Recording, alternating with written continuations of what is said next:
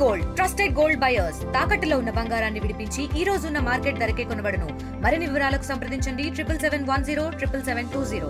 ఈ నూతన సంవత్సరంలో మరి ఈరోజు ఇటువంటి ప్రతిష్టాత్మకరమైన కార్యక్రమంలో మొదటి రోజు నేను భాగస్వామి కావడం అనేది నిజంగా నాకు చాలా సంతోషంగా ఉంది.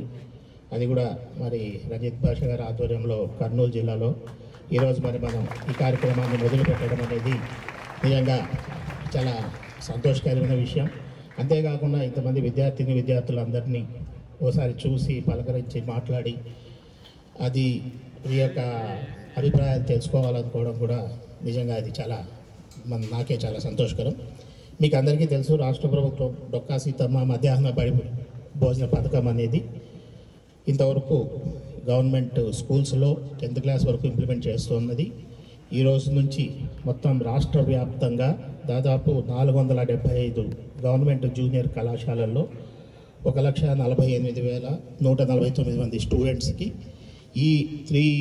ఈ క్వార్టర్ ఈ ఫైనాన్షియల్ ఇయర్ వరకు 28 కోట్ల వ్యయంతో, అలాగే వచ్చే ఫైనాన్షియల్ ఇయర్ నుంచి దాదాపు 1,63,750 మంది విద్యార్థులు ఎవరైతే గవర్నమెంట్ జూనియర్ కాలేజెస్లో చదువుకుంటున్నారో అటువంటి విద్యార్థులకు పౌష్టికాహారం అందించేందుకు మరి 86 కోట్ల రూపాయలతో రాష్ట్ర ప్రభుత్వం ఈరోజు మరి గౌరవ ముఖ్యమంత్రి శ్రీ నారా చంద్రబాబు నాయుడు గారి నేతృత్వంలో హెచ్ఆర్ మినిస్టర్ గారి ఆధ్వర్యంలో ఇటువంటి కార్యక్రమం అనేది మనం మొట్టమొదటిసారిగా రాష్ట్రంలోనే గవర్నమెంట్ జూనియర్ కాలేజెస్కి, అంటే ఈ గవర్నమెంట్ జూనియర్ కాలేజెస్ పిల్లలు ఏంటంటే this is the transition period ఉంటుంది. ఈ పీరియడ్లో మంచి పౌష్టికాహారం అనేది పిల్లలకందరికీ అందడం ద్వారా వాళ్ళ మేధోశక్తి పెరగడమే కాకుండా అది దాన్ని వాళ్ళు ప్రొడక్టివ్గా మరి బాడీ స్ట్రెంగ్త్తో పాటు మెంటల్ స్ట్రెంగ్త్ కూడా పెరిగేందుకు అవకాశం ఉంటుంది. అటువంటి కార్యక్రమాన్ని మన నూతన సంవత్సరంలో మనం ప్రారంభించుకోవడం చాలా సంతోషం. ఇబ్బంది లేకుండా జిల్లాలో కానీ రాష్ట్రంలో అయితే దాదాపు 377 స్కూల్స్ని ఆల్రెడీ ఏవైతే మధ్యాహ్న భోజన పథకం ఈ ప్రభుత్వ స్కూళ్ళలో జరుగుతుందో వాళ్ళతోనే టైప్ చేయడం జరిగింది.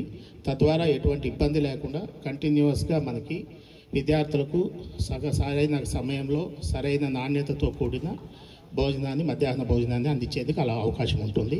అంతేకాకుండా మిగిలిన 77 గవర్నమెంట్ జూనియర్ కళాశాలలు కూడా ఎవరైతే ఇంతకుముందు మనకి NGOs ఉన్నారో వాళ్ళు సెంట్రలైజ్డ్ కిచెన్స్ ఏవైతే ఉన్నాయో ఆ సెంట్రలైజ్డ్ కిచెన్స్ ద్వారా ఈ మధ్యాహ్న భోజన పథకాన్ని ఈ గవర్నమెంట్ జూనియర్ కళాశాల విద్యార్థులకు కూడా మనం ఏర్పాటు చేయడం జరుగుతూ ఉంది. దీంతోపాటు పౌష్టికాహారం అనేది ప్రభుత్వం చాలా ప్రతిష్టాత్మకంగా తీసుకున్న అంశం విద్యార్థులకు సంబంధించి. అందులో భాగంగానే మరి మెనూ కూడా మనం చూసుకుంటే వారానికి 5 రోజులు ఎగ్, అలాగే ఏదైతే ప్రోటీన్ మనకు కావాలో ఈ పీనట్ చిక్కీ అంటారు, అంటే మనం వేరుశనగకాయలతో చేసిన అది చిక్కీలు, అది వారానికి 3 రోజులు.